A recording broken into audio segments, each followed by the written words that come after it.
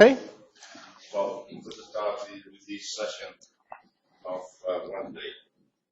Before the break for coffee, but for the break, I'll make an announcement for all viewers of short time. So remind me if I forgot to do it. All right. So yesterday I started describing in fact, I spent all day yesterday on methods of determining the gravitational field in n-body simulations, and the other half of the simulation is advancing the particles. That doesn't take nearly as much time to describe, but I'll just go over that rather quickly this morning and then go on to the difficult part, which is getting started. So, as I've tried to stress all along, the more particles you use, the better the quality of the simulation that you're running. And therefore, you want to adopt a method which will be fast and efficient rather than something which is too sophisticated. So integrators like Adams, Runge-Kutta, or Birley-Stur, or something like that are just far too costly. You have many evaluations of the force required for each integration step, and those are just not viable when you're running an n-body simulation. So I strongly recommend a very simple second-order scheme called Leapfrog, which is beautifully simple, is very stable, and also has the advantage of being time reversible. It's a symplectic method for those of you who are aficionados of that kind of thing, but that's just a word which tells you something about the nature of the scheme. All right. So what do you do in Leapfrog? Leapfrog, you start with a position and velocity at some particular time, x and v, and you make the following shifts, which are known in the language as drifting and kicking. So you drift the motion forward by half a step. So you use the velocity information that you have at time n to drift the motion forward to calculate an estimate of the position of the particle half a time step later.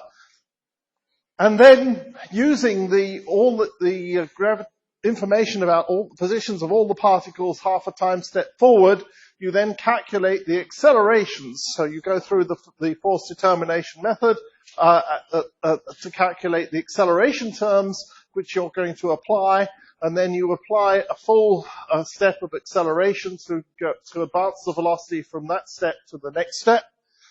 And of course your positions are still half a step behind, so you have to then do another half step of drifting the positions forward to the next step.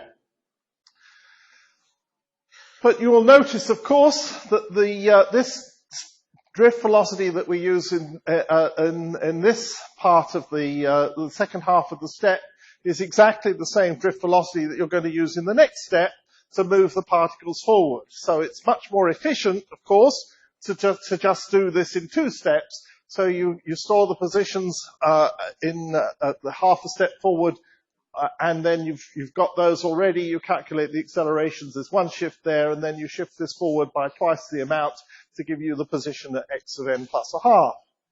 You can do that, or, as I prefer, and for reasons which will come clear in a minute, you can decide instead to work this way. You shift the velocities back half a step. You you use the accelerations at time n to calculate the velocities at half a step forward. Then you use the advance the positions by a whole step. So you've just got two single shifts that you do, and whether you do it this way or whether you work with the positions advanced by half a step it doesn't really matter, because these two equations end up being mathematically the same. The only thing is what you do at the start. To begin with, you have to, if you're using this scheme, you have to advance the positions half a step before you do anything. In this scheme, you have to push the velocities back half a step before you do anything. But after that, everything you do is identically the same. In the second kick, the scheme, you use the acceleration that you have already calculated to yes. reverse the velocity. So you recalculate it. You calculate the accelerations from the positions at time n. In both schemes, so you only calculate the acceleration once. Yes. All right. Now, galaxies, of course, are not uniformly dense systems. In the center of the system, the orbital periods are much shorter, the density is much higher, and it makes sense to use shorter time steps in that region and longer time steps farther out where the orbital motion is slow. And this offers you a significant advantage in efficiency. And it's conceptually very simple. You just say, okay, I'm going to use a longer time step further out. But this is not entirely straightforward because you want to calculate the forces properly. So I'm going to illustrate what happens in the case of 4 time step zones. So you've got a fundamental time step here of 1 unit at time, and you've got your particles which you have started all at time 0, and then you back up. You're going to use a time step in zone 2, which is twice as large as in zone 1. Time step in zone 3, which is 4 times as large. A time step in zone 4, which is 8 times as large as the one that you're going to use for the basic inner part of the galaxy. And at time 0, all of these particles are known. The positions of all those particles are known, and so you can calculate the gravitational field of all the particles in the system at that particular moment. You then back up your velocities by half of the amount of a full time step, and that you're ready to start. And then you take the first step, and you move the positions which are marked by the squares forward a whole step, the velocities forward a whole step, using the accelerations that you had already calculated at time 0. And now you've got your particles that the inner zone has moved forward 1 step, these have moved forward 2, these have moved forward 4, and these have moved forward 8.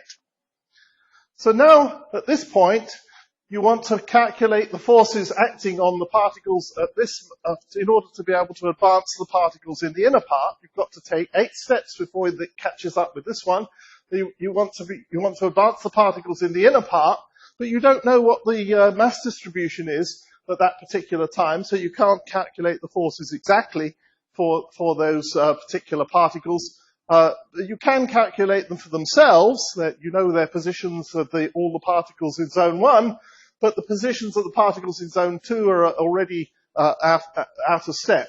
So what you do is you remember the force field that you got from this particular time, and you calculate the force field, you remember the mass distribution from that particular time, and you've got the mass distribution at this time, and this time for those outer zones. So what we do is we take half of the mass distribution from there and half of the mass distribution from here to calculate the average mass distribution at that time. You take a quarter of this one, and 3/4 of that one, 1/8 of that one, and 7/8 of that one, and that gives you an estimate for the mass distribution at that particular time. You then calculate the gravitational field of all the entire mass distribution, so that you can then move this next group of particles forward.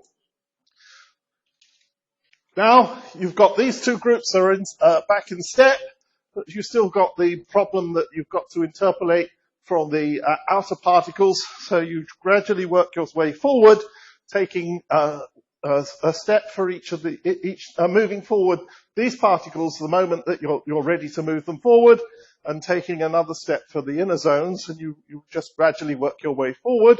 But every time you're doing that, you're using the forces that come from either the exact distribution of mass at that particular time, or an interpolation between the previous and new positions of the particles.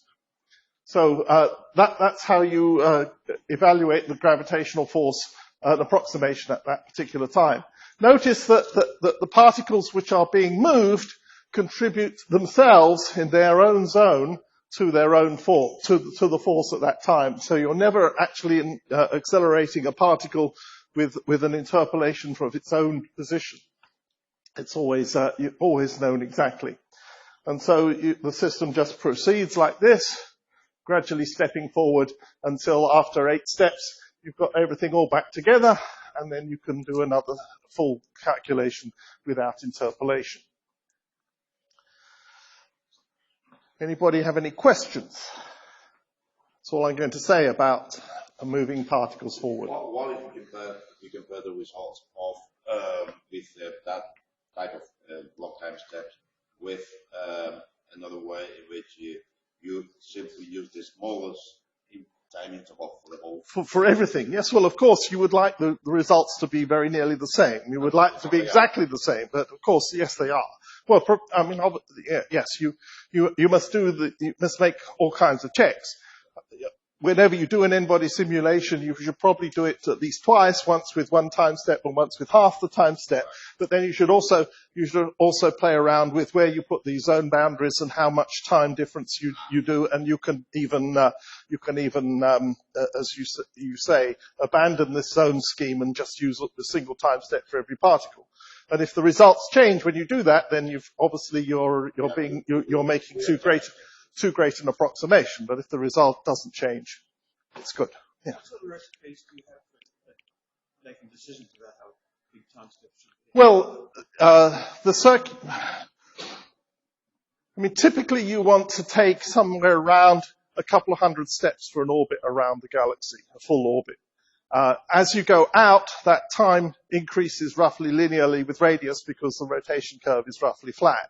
And so, out here, your 8 time, where you put these zone boundaries are so that you always get roughly 200 steps per orbit. So you basically then calculating that on mean densities? Yeah. Is that what you would do operationally? Right. Well, you set up the mass distribution initially, and you know what the orbital period is in that mass distribution, and therefore you know where to place your zones.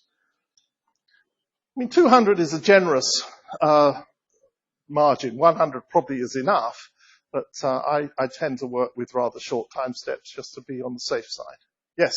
So on top of that, your grid is better or more accurate in the center, and also you use more time steps. Yes. Yes.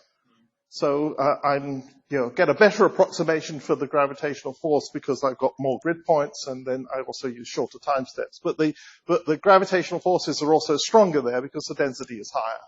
Yeah. How much computational effort do you actually save for the information? Using this scheme usually speeds things up by at least factor 2. Okay, good. All right. Now, I've spent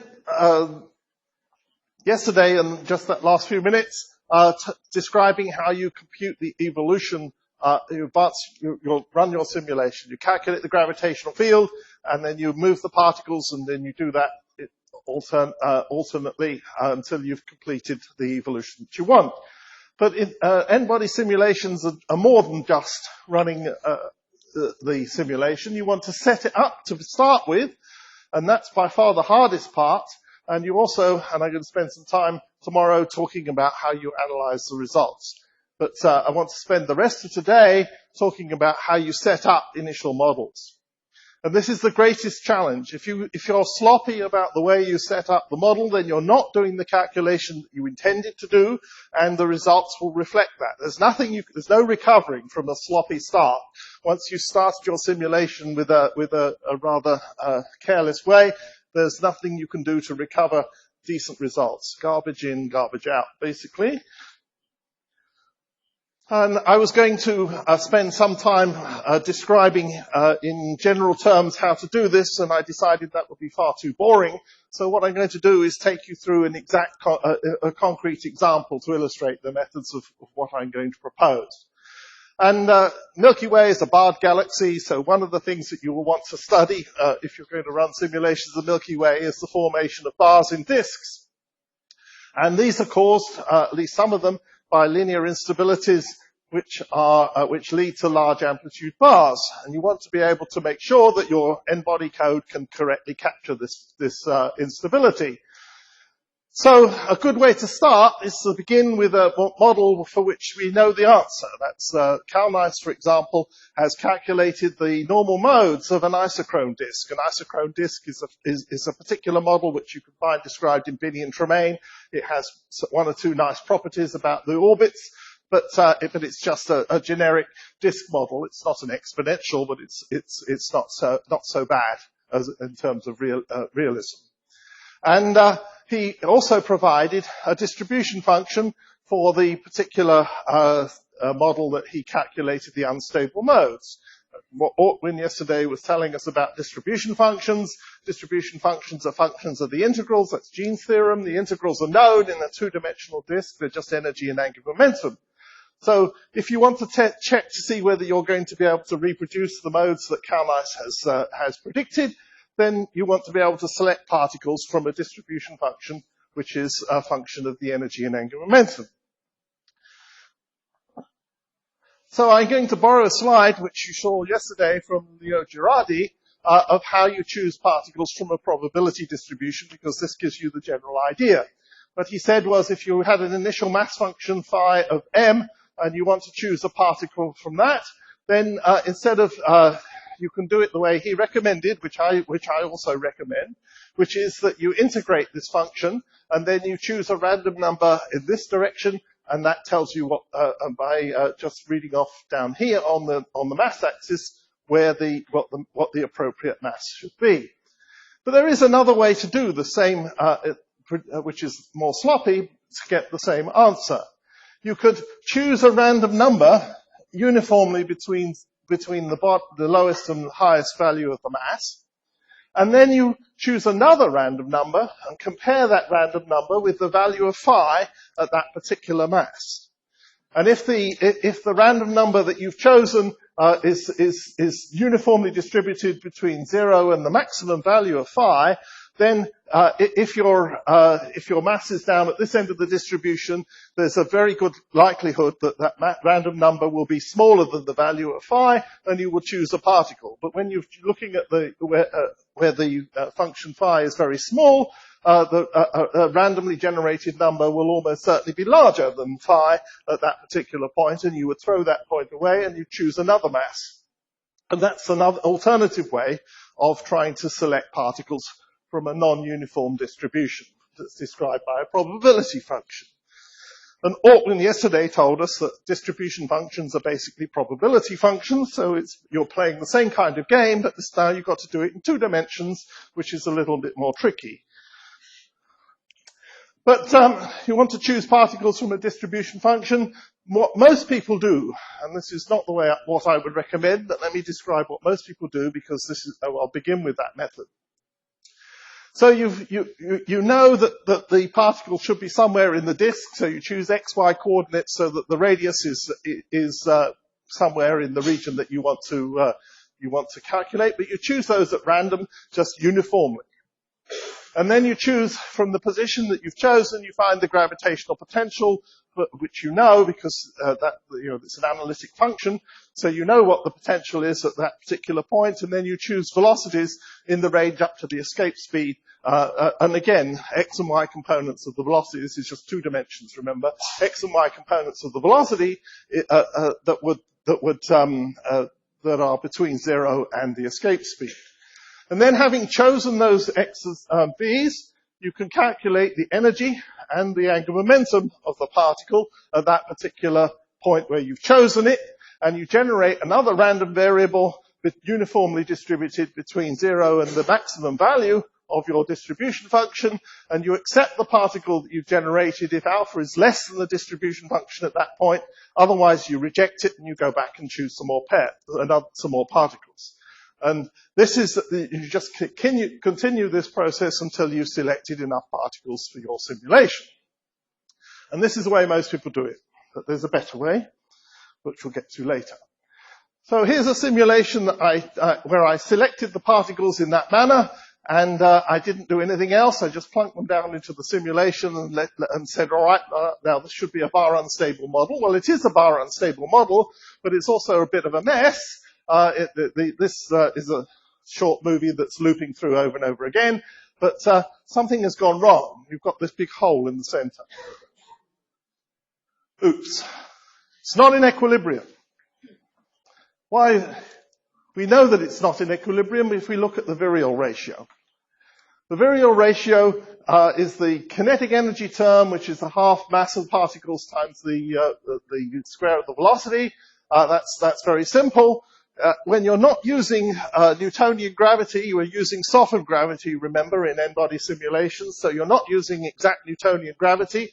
When you derive the virial theorem, you first of all take the dot product of the acceleration with the position, and this is known as the virial of Clausius, and then the books take you through several lines of algebra to show that this is mathematically equivalent with central forces and 1 over r squared forces to the gravitational potential energy. But this quantity here is also is a valid estimate of the potential, a virial, and the virial theorem still holds. 2k plus w should be 0 if you're in equilibrium. The 2k plus w is I double dot.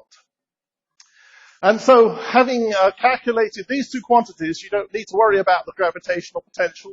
I talked about the difficulties of estimating that yesterday. You don't have to worry about that. You just use this dot product of the acceleration with the position, and that gives you a good estimate of whether you're in equilibrium.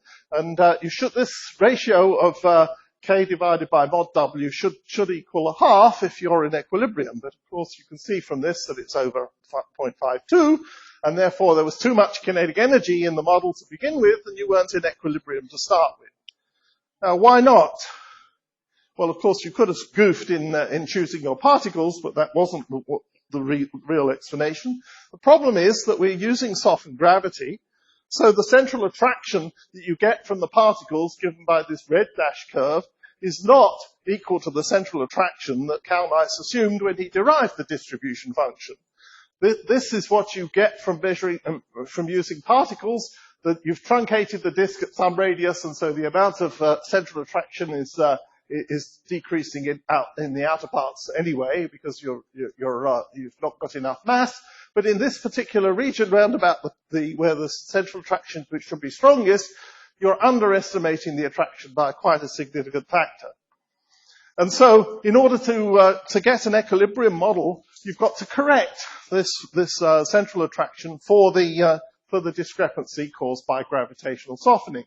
So what you do is you can either measure it directly from the particles, and you compute a table of values at each radius of the discrepancy, the amount by which you're wrong at the beginning, and then you add that extra force to each particle as the simulation progresses at whatever radius it is, and that gives you that should correct for the fact that you're missing some of the central attraction that should have been present. So when you do that, your model is in much better equilibrium. You're getting a nice bar instability, exactly as Kalnice predicted, but you're not getting the hole in the middle because the disk is now in virial balance to start with. All right, so we've now started from an equilibrium model, but the bar in this simulation formed very quickly, and it was very hard if you want to make a comparison with what Kalnice has predicted, which is the linear growth rate. You would like to be able to actually measure the linear growth rate from your simulation to see if you're actually doing the dynamics properly. Yes, question. One question back to what you just showed. So you made a correction based on this last one. How did you apply this correction? How do I apply this correction? Well, let me say it again. I'm not quite sure whether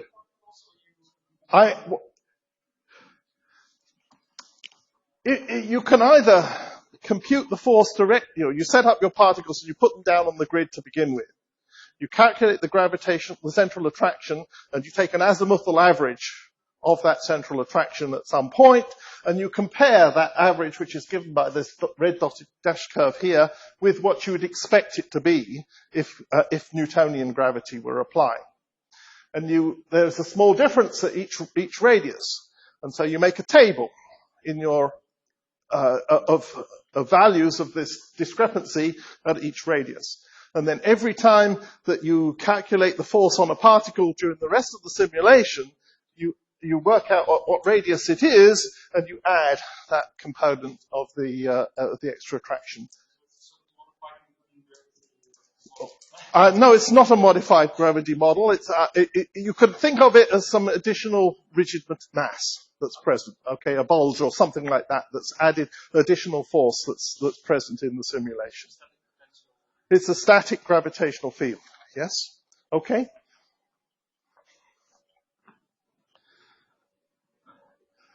So now, what we would like to do is to compare that growth rate. If you plot the amplitude of some Fourier component, and I'll get to tomorrow to exactly what it is I'm plotting here, the amplitude of some Fourier component as a function of time, and the phase of that Fourier component as a function of time, you can see that we're starting off with a rather, we get about 2 e-folds of growth before it saturates. So you're starting off at a rather large amplitude, and there isn't much time to get a precise estimate of this slope. There's quite a bit of uncertainty in where exactly what the slope would be, and you would like to compare that slope, which is the growth rate, with the predictions from linear theory, and also the slope of the pattern speed, which is obviously better determined.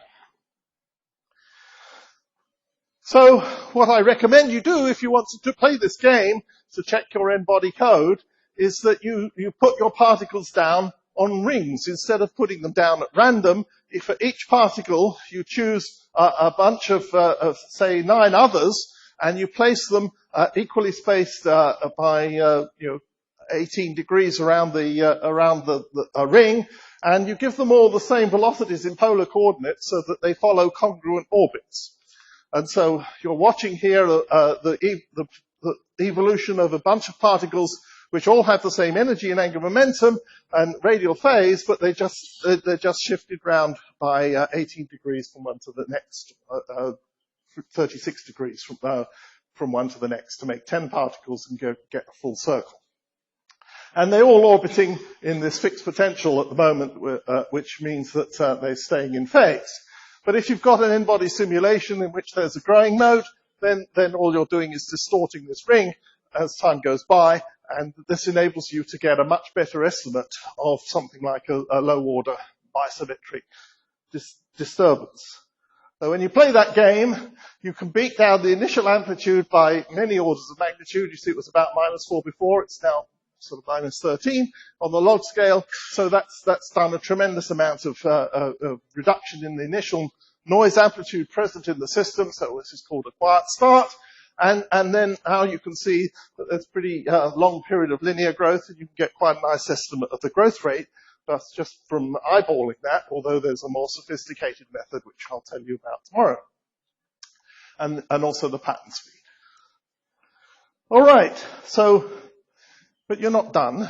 I've got more. Yes, Aldrin. One question. Instead, you must introduce some very high-powered line. Yes, indeed. What do I do about it? Nothing. Because the disk is totally unresponsive at very high order. I mean, there is no swing amplification of that kind of thing. I mean, I'm assuming at some point you're going to tell us about swing amplification or dynamics. All right. So the disk is pretty unresponsive at these very high order. I mean, if you're using a polar grid, which I do, of course, then you can throw away those high order terms anyway, and then you really don't see anything at all. But it doesn't matter. If you're using a Cartesian grid, this still works. Now, I mentioned that there wasn't that the method of selecting particles to begin with was not a very good method of setting up an equilibrium distribution. What I'm showing you here with the blue points is estimates of the pattern speed and growth rate that I got from 10 different simulations in which I just used a different random seed to choose to start with the first particle and then use my random number generator after that to produce produce successive particles. And you start from a new seed, you get a different spectrum of shot noise right at the beginning. And you can see that the pattern speed and the growth rate are varying by 30-40% from one calculation to another.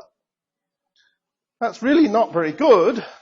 And the reason for that is that because you've got shot noise in your selection of particles, you're not choosing exactly the same distribution function that you thought you were starting from. You're choosing a noisy one, which is not exact, which is, close, but not exactly the distribution function that you wanted to have to start with. And so if you're much cleverer about it, which I'll describe how to do it in a moment, then you can reduce the scatter down to what you get for the red points. You haven't totally eliminated it. The sizes of these points reflect the quality of the fit to these lines here. Sometimes you'll be unlucky and there'll be a bit of more scatter in these lines. And so the sizes of the symbols here, the big ones are the ones for which the line, it was a very good fit, and the small symbols are the ones for which it wasn't a very good fit at all. So for the most part, the red ones are here, but there is one outlier down there. All right, so you take 10 random selections and you find a big scatter in what you wanted to measure. So instead of using this random selection method, you go back to what Leo recommended yesterday. You integrate your distribution function over the variables, the angular momentum and the energy, in order to find the amount of mass in your system which has energies less than some value of the angular momentum and some value of the energy. When you've done that, then you can select particles in a more deterministic way. In fact, let me go back and to Leo's slide.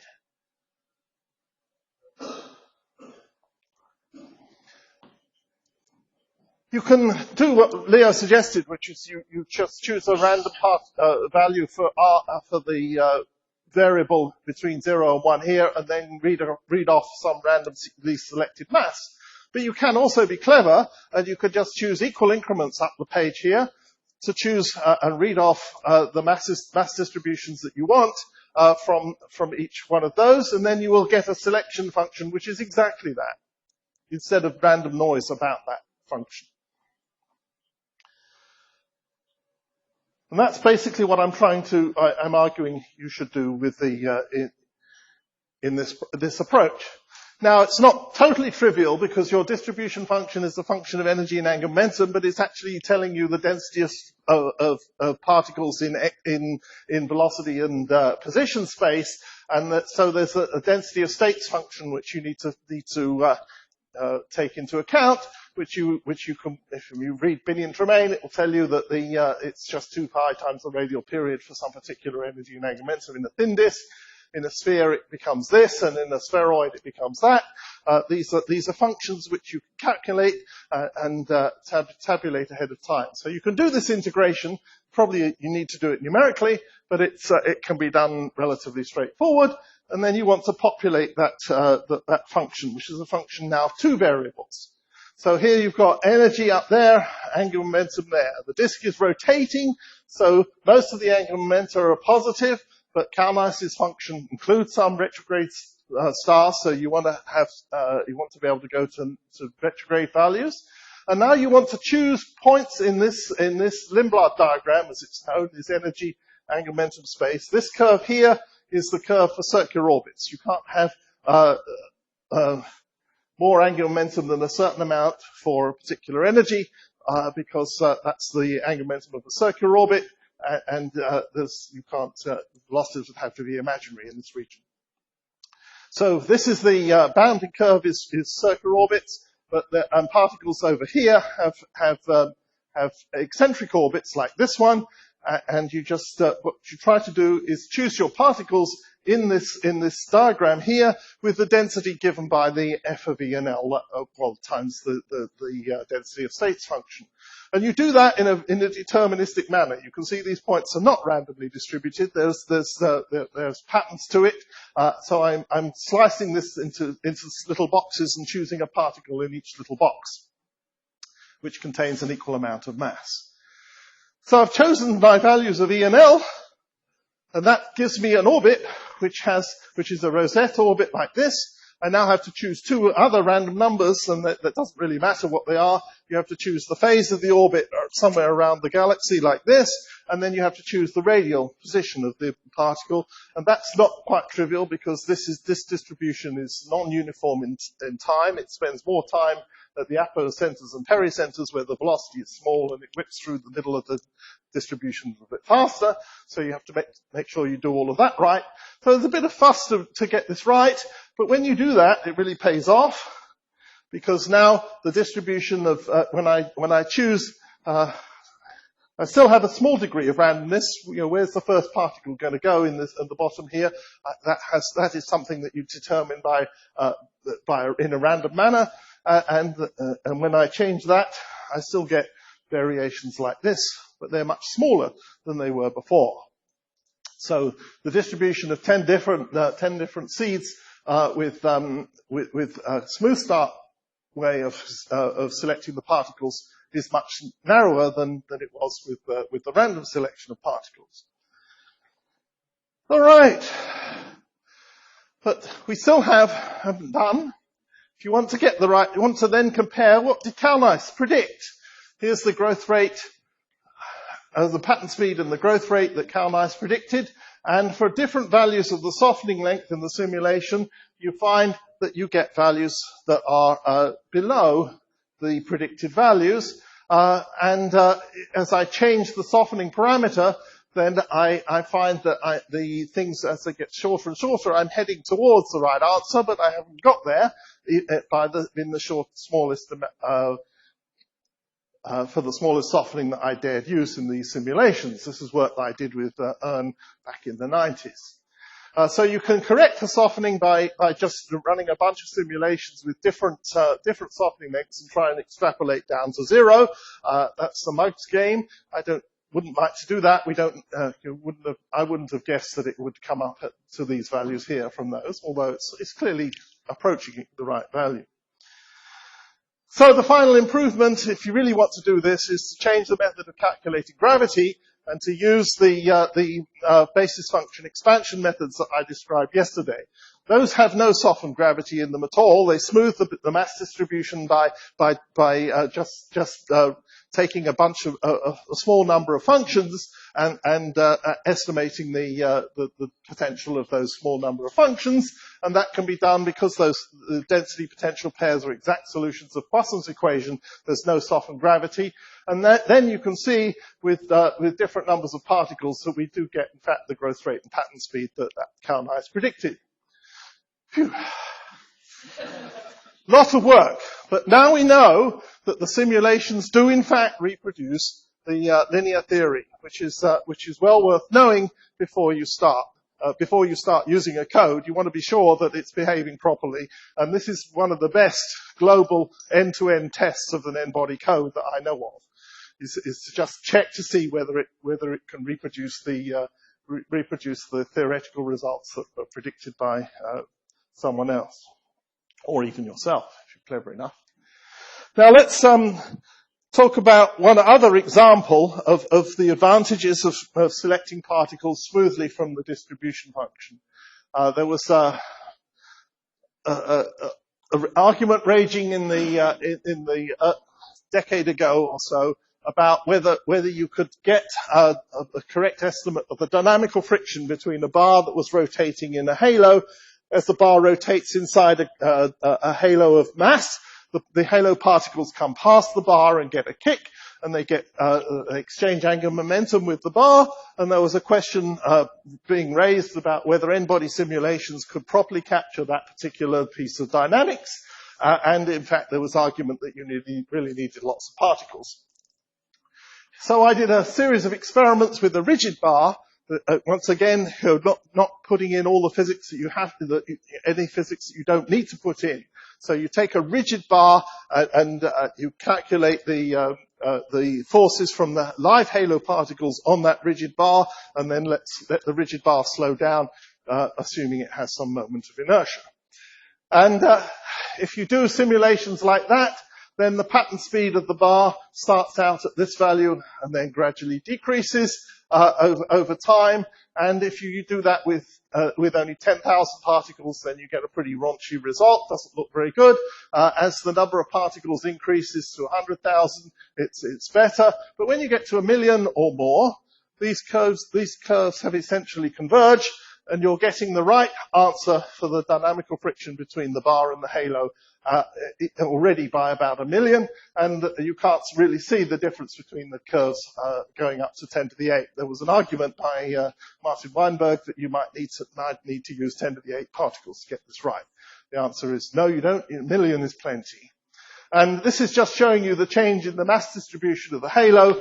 Once again, you start out, this is a Hörnquist halo, log of mass versus log of radius. You start with a profile which has an inner cusp like this, and then it gets flattened by the energy that's lost, given up by the particles. They're kicked out from the center by losing angular momentum to the bar, sorry, gaining angular momentum from the bar, and the mass distribution that you end up with is also nicely converged on this log scale.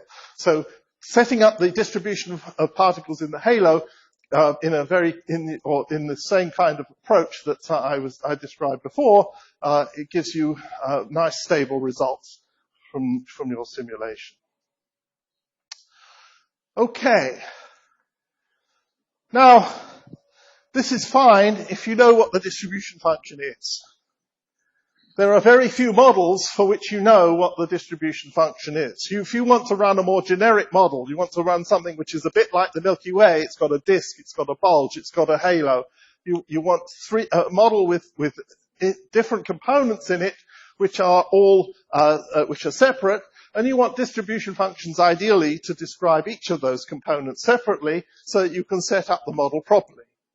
But it's most unlikely that you can find in the literature a distribution function which will describe each one of those components separately in a combined potential of all three. So you have to find some way of finding the distribution function in order to select particles from it to begin with. And this is particularly hard when you've got this multi-component model. And second of all, you've got the problem which Ortwin began to talk about yesterday, which is the fact that the distribution function might be a function of integrals for which you don't even know what the functional form is. So it might be a function of energy, in which case it's isotropic, energy and angular momentum, in which case it's spheroidal. But if the distribution function has a velocity ellipsoid, which like the Milky Way disk, which is triaxial, that is, as Ken Freeman was telling us yesterday, the velocity dispersions in all three directions are different, then the distribution function has got to be a function of three integrals. And there are none that are known. So you've got the problem of how do you do that? Well, now, I'm going to illustrate this with determining how to choose the distribution function for a halo in which there is a disk present. It's relatively straightforward to calculate an isotropic distribution function for a spherical halo. That's easy.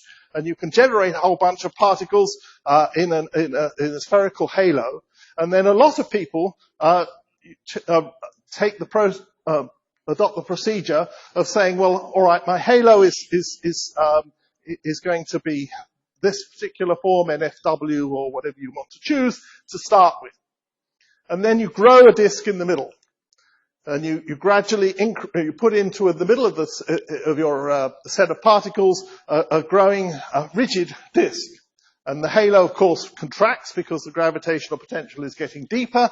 And you want to wait until the halo is settled as a result of growing that disk in the middle. And that's computationally expensive because you're doing a full up n-body simulation while all you're doing is trying to set up the initial conditions, and that is pretty extravagant. And also, it takes a long unless you grow the disk very slowly, then the system is not going to be in perfect equilibrium. It's going to still be pulsating by the time you get your disk going as a live disk. And so this is a pretty crude and rather unsatisfactory way of going about it. So there are a number of people who have described what you should do. Hernquist recommends that you just solve for the Jeans equations in the halo, assuming an isotropic distribution function, or even some anisotropy parameter. Then there are the iterative approach, which I'll describe in a minute, that was used by my student Raha back then, Kaiken and Dubinsky, and De Battista and myself. The Holly-Bockelman et al. Paper used Eddington inversion, which gives you an isotropic distribution function. Then there's the made-to-measure approach, which Cyr and Tremaine recommended. So there are a number of different ways of going about this. I'll go describe them all in turn. So a distribution function, which is a function of energy alone, gives you an isotropic velocity distribution in the halo, and that's known as an ergodic distribution function because it doesn't respect any additional integrals. So an ergodic distribution function for a spherical system, you can find that using Eddington's formula, which you can find in Binney and Tremaine. And this is a daunting formula, but if you know the gravitational potential and the density you want, then there is a unique solution for the distribution function. And these two do not have to be self-consistent. You can have an additional mass component contributing to the potential, which is not part of the density that you want to create. And these you're using the relative potential and relative energies. This is the potential compared with some outer boundary which you want the model to stop, and this is the relative energy. And then you have to differentiate the density with respect to these relative potentials, take the second derivative of that, integrate over potential. But this is a mess. This is not something that you can do in an afternoon. You need to think about it carefully. But and then there's this additional term, which is the boundary term, which you can throw away if you don't want your model to have a sharp edge, and most people don't want a sharp edge to the model, so this term is 0 if you've got a fluffy edge. But the problem with this function, this version formula, is that f could possibly go negative, which would be unphysical. So you're not guaranteed to get a positive answer from this, but it usually is. Dealing with that formula is not at all trivial numerically, and as you can see, the distribution function you get for an NFW halo is incredibly steep in terms of energy here. You know, it varies over many, many orders of magnitude from the central energy up to the outer edge. And so this is a real, those of you who like numerical work, you can really get your teeth into this problem and try and solve it with adaptive integrations and all various tricks that you can play, but it's not a trivial thing to do. But the potential should be spherical because you're assuming it's isotropic, but you want to put a disk into the middle. Disks are not spherical. So in order to actually solve this integral, you have to take a spherical average of your disk, mass distribution, and then use that. In other words, you're using only the monopole term of the mass distribution of the disk, and all the multipoles that describe the flattening are thrown away. When you do that, you might worry that the system is not going to be very good at equilibrium, but it actually turns out that the monopole term is a pretty good approximation to the gravitational field of the disk, and the halo is pretty close to virial equilibrium even when you get when you make the disk flat. So that works fine. The iterative approach was first described by Prendergast and Thoma back in 1970, and what you do there is you guess a form for the distribution function f of E and LZ. It works fine for any spheroidal system for which there is an axis of symmetry, so that's the z-axis, and the distribution function can then be a function of the energy and the angular momentum about that axis. And what they recommend you do is that you guess an initial density distribution for your halo. You solve for the gravitational field of that mass distribution. You add your disk contribution, which can be flattened now because this is you're allowed to have a flattened potential. And you add your disk into the solution which you got for the halo to give you the gravitational potential of the whole system. You then integrate the distribution function which you guessed the functional form of to begin with, but the only thing you didn't know was the potential. You integrate that distribution function over the velocities, and that gives you a revised value of the density that differs from what you initially guessed. And then you go back and you solve for the gravitational field of this revised density using the puzzle solver from your n-body code, and then you get a new value for the potential, which is a better approximation. And then you compute this row again, and you iterate usually about 8 or 10 iterations. It doesn't take very long to converge to a relatively small variation from step to step. And it's nice and adaptable. The equilibrium you get is pretty satisfactory. The only problem with this is that if you want to be able to predict what density distribution that you're going to get at the end, you're out of luck. So you have to guess different values of functional form of this thing in order to vary to find the density profile you want. And so you have to vary the parameters of this F in order to get the density profile you want. Well, that works. And de Battista and myself use that. And here's an example. This is the disk potential. And then these are two different halos generated by exactly the same method as I just described, but with different normalizations for the density. And so they give you those two different rotation curves, one of which is a maximum disk and one is a bit sub-maximum. But these models were nicely in equilibrium at the start. And the final approach, how am I doing for time? Okay, 10 minutes. Final approach, which is the one that I favor most, is to use halo compression. The disks of the galaxies are believed to have been assembled over time by gas gradually settling onto circular orbits. Dissipation of energy in the gas causes it to settle on, conserve angular momentum, settle onto circular orbits in the gravitational potential of the halo. And so what you're doing essentially in this approach is you're mimicking that galaxy assembly. So you guess your initial NFW or some favorite INASTO profile for your halo, and you want to get the disk to form in the middle. And instead of doing this by just brute force and n-body simulations, Peter Young back in 1976 showed how you can calculate the distribution function, assuming that the process of galaxy formation is gradual. In other words, there are adiabatic invariants which allow you which are conserved as the potential slowly changes. And so the adiabatic invariants in the halo orbits are the things you want to focus on. And there are two non-trivial actions. When a lot of people do a halo compression, they just use a formula which was proposed by Blumenthal et al. Back in the 80s, and that formula assumes that the angular momentum of an individual halo particle is conserved, but it doesn't take into account the fact that the radial action is the amount of in and out motion that a particle has. So essentially what Blumenthal is assuming is that all the halo orbits are moving on surfaces on shells, surfaces of spheres. And that's not very realistic. Most particles in the halo, in an isotropic halo, have some substantial radial motion, and that quantity is also conserved.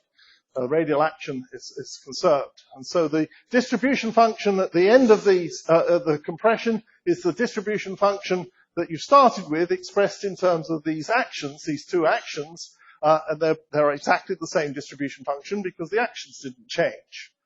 But of course, it's not trivial because you normally express the distribution function as a function of energy and angular momentum and not as actions, and so you need to know how the radial action varies with the energy and angular momentum as the potential is changing.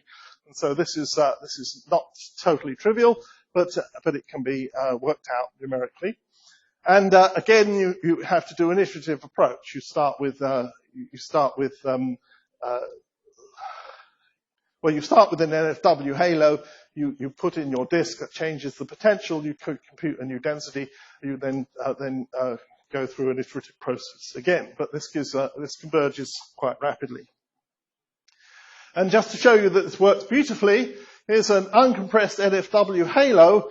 I'm plotting log of the density times the square of the radius. So at some point, this function, which goes as r to the minus 1 at small radius, so the r squared term dominates here. It goes as r to the minus 3 at large radii, so that the density drops off and it goes through a peak here. So this is a quantity which just sort of flattens out a large part of the variation of the density. And you can see that I chose a set of particles here just to see whether I could get the same answer. Chose those from the NFW distribution function, and then I compressed that halo using the action formula, which gives you the blue curve. And if you do it adiabatically by growing a disk in the middle, then you can calculate how the particles respond, and they fit very nicely with the predicted density distribution from the adiabatic formula. And this is what the Blumenthal formula would tell you you would have got if you'd applied their formula. And so Young's algorithm works and the Blumenthal one does not. And again, the flattening of the disk doesn't matter. And so here's a result of doing that. This is showing you the virial ratio as a function of time for a model that I set up, which was the compressed Hernquist halo in this particular case with an exponential disk inside. And the virial ratio is very nicely 0.5. It was a little bit high right at the beginning, and that was nothing to do with the halo, but this was because of the problems of setting up the disk, which I haven't got into yet. And by the time it reached time 400 in this, then the model formed a bar, and so the moment of inertia changed, and that's why the virial ratio departed again from 0.5. But the slight imbalance at the start was nothing to do with the halo, it was all to do with the disk particles. All right, so those are the various methods of setting up. Oh, and it needs a measure. Yes, I haven't finished. This was a method originally proposed by Sire and Tremaine. Walter Danon has improved the method in a nice paper in 2009. Ortwin has used this method to match observational data, so it's a method which is becoming quite well known. And the basic idea is you start with a set of particles of equal weight, and then you allow those particles to move in the gravitational potential, but you adjust their weights in such a way that you end up with the density distribution that you want. And the bit Sire and Tremaine give you a formula for how much, for the amount by which you should change the masses of the particles as they're moving in order to converge towards the density distribution that you want. So it's a relatively well-defined and good pedigree method that will end up producing almost anything you would like to try to fit. And that method has been used basically by Rodionov et al. In a paper just earlier this year. And they used it to set up something which was a triaxial halo in a disk, which is pretty ambitious. And so there is that method there. I don't use it. I prefer the other methods. What time is it? I don't really want to start another topic at this moment, because setting up the disk is the next thing I want to talk about, and that's going to take me more than just 2 minutes. So I'll stop here, and I'll do setting up the disk distribution in the first thing tomorrow. Do we have any questions before I stop? One question. Yeah. Oh, Parker. Yeah. All the methods that you have to come to us to setting up the model relies on the assumption or the knowing of the assumption of the distribution function. Yes. What if you don't have a distribution function in hand? So you have only a density distribution function, but not a true distribution function. Well, that is what I've been trying to suggest. I mean, you can use the edited version if that's the case, assuming an isotropic distribution. There are infinitely many distribution functions that you can choose, which will give you the same density. They just have different distributions in velocity space. The simplest one you can choose is isotropic, which has a well-defined velocity distribution. Okay, so maybe we formulate more questions. So, in one way or another, you have to go through the distribution function. So even if you don't have it, you have to either using the editor formula or approach like this to build some type of distribution function. Yes. Yes. Paco is asking you, why would you want to go through this exercise? I mean, what you would want to do if you want to start from an equilibrium model is you need a distribution function. There are other ways, of course, of starting simulations. You can do it by brute force. You can just say, let the halo particles collapse from some much more uniform distribution and let the gas dissipate and form this disk and do the whole 9 yards. But those calculations are done by the cosmology galaxy formation crowd. Those calculations take months of CPU time to do. And so this is a shortcut to get to an equilibrium model that you can then study. I want to ask about the flattening.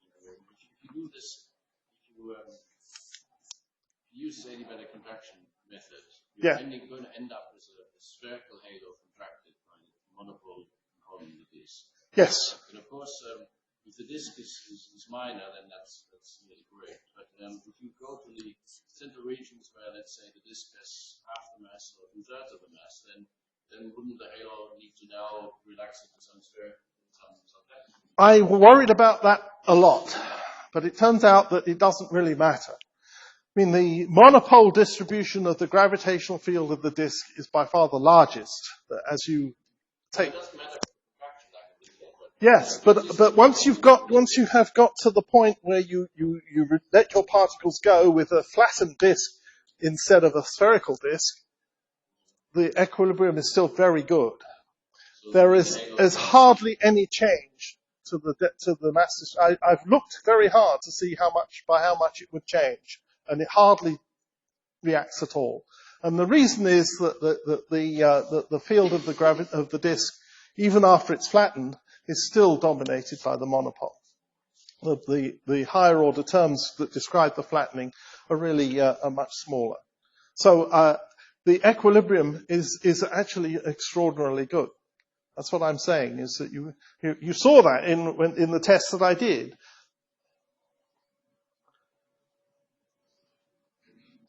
Missed it. Here in this case with the particles, I grew the disk, a flattened disk, in a set of particles, adiabatically, and I got exactly the same density profile as a spherical average of the halo. So I'm not, this plot shows you the spherically average density, so it doesn't show you the polar variations, polar angle variations in density, but they were very small. So is that the amplitude fluctuations in the subsequent slope rate?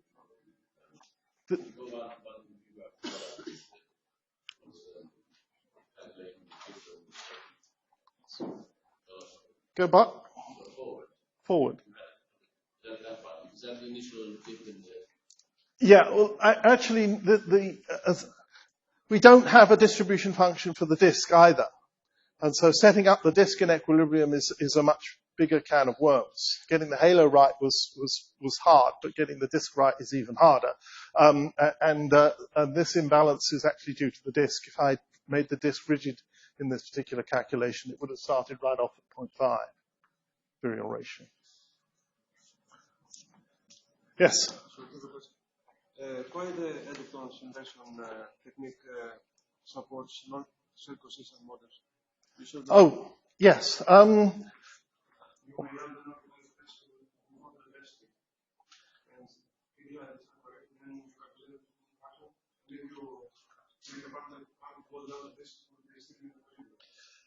Right. This is a property of, you could set up a set of test particles in any arbitrary gravitational potential that had a density in energy space given by this formula. So you can choose any arbitrary gravitational potential, provided you know what the density distribution, you know what the density distribution you're aiming for is. Then you can solve this for this, whether or not these densities and potentials are self-consistent. You can add in as many different components as you like. You can even, as I said, make the particle distribution that you're generating a test particle. This is just a property of the phase space distribution of the particles, and it's nothing to do. There's no Newtonian component of this expression, the gravity component in that expression, okay? Ken? Yeah, you didn't mention using structural clothes. No, I didn't. Actually, that was, I will talk about that when I come to disks. But there is, in fact, yes, as Ken mentioned, Schwarzschild back in 79 described how you could generate a set of particles without knowing anything about the integrals that were responsible for the motion, whether or not they existed, and you just generate that numerically. That method is not widely used for n-body simulations, largely because each time you change something, you've got to build a whole new orbit library to select particles from. So